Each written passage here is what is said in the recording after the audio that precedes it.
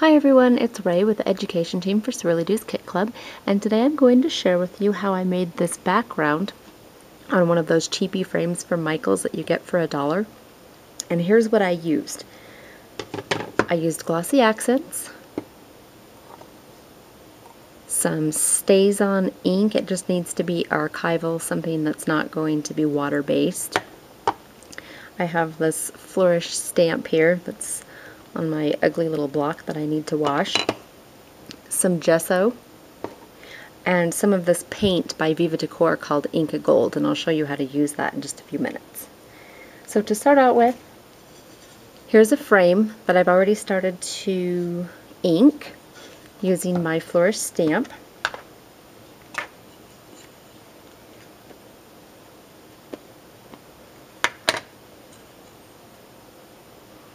And I'm just putting this in kind of a random fashion, but it needs to be filled. I don't want to have any little spaces.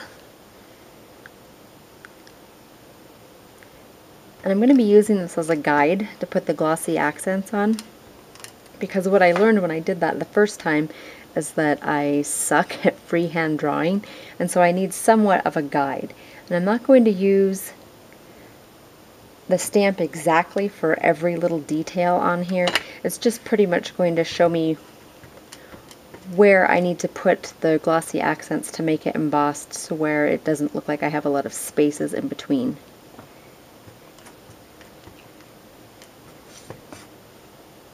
And the reason why I'm using brown as opposed to black is because I'm using the December kit with the Christmas stuff, and I don't want black on there. I did that for my first time, and I thought that it was kind of too dark in the spots where it shows through.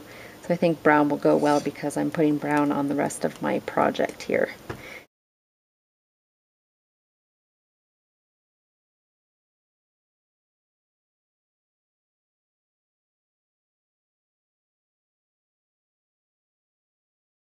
Okay, so that looks pretty good. And my next step that I'm going to do is I'm going to put the glossy accents over this.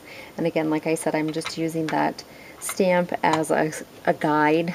There's some spots on here on this flourish that are pretty dainty, like this part right here. I'm not going to include that part. So this is going to take a few minutes, and while I get started with it, I'll just tell you what my original idea was. I was going to use the casting resin that we got in the December 2012 kit. But what I found is that, one, I would have to make small batches because it dries so quickly. Excuse me while I clear out my glossy accents here. And the second reason why I wouldn't want to use that casting resin is because it's pretty runny, so it won't really make a thick line by itself. It really does need that mold to go in there in order for it to get any depth. So I decided just to use old-fashioned glossy accents, and it did the trick. I'm just going to go around most of the stamp. And I want it to have a thick line, and I'm going to try to do it as evenly as possible. If I don't, it's not the end of the world, but I am going to try. So I finished putting the glossy accents over the stamps. I followed it for the most part, but there's a couple of spots that I didn't. Like I said before, I didn't use the stamp as a guide for the smaller details just because the glossy accents is pretty thick and it's not going to be able to get that detailed in there. But this is done, and I need to let it dry. And what I have experienced from my first one that I tried is that this really needs to dry on its own. I wouldn't force it. I wouldn't even take a heat gun to it, because this is the one that I did, and I'm not sure if the camera's going to pick this up, but when I actually painted over it, you can see that it got kind of wrinkled, like this spot right here especially, and it's not really the look that I'm going for, so I'm just going to go ahead and be patient. I know, crazy, and let it dry. So once it dries, I'll come back and paint it.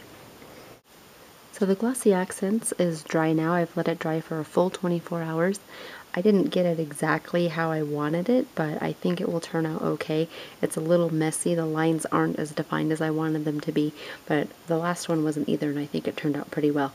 So the next part I'm going to do is I'm going to paint this with some gesso.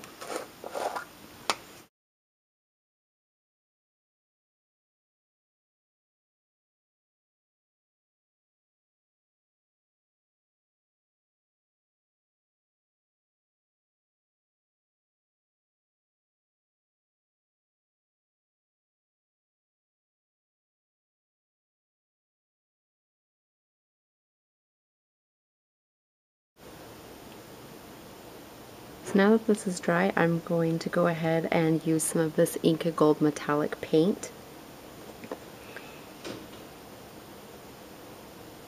It's a fast-drying metal gloss paint, it says on here, and what I really like about it is you can see that it's very thick. Like you could actually like take it out. It's like clay. You could maybe roll it in the ball or something. But what I think it's really good for is that it's a good alternative to Rough and Buff. If you've ever used Rough and Buff before, it gives you the same effect as this, but it's really liquidy and it's hard to get off of your fingers and it stinks. And you can get really high off of it if you were in an area that wasn't quite ventilated. So this is a good alternative. And what I found was that the less you put on there at a time, the better off you're going to be. If you glob up your brush, then it's not going to get the effect. You're not going to be able to see the wood grain because it's going to get too much on there, and you don't want to do that.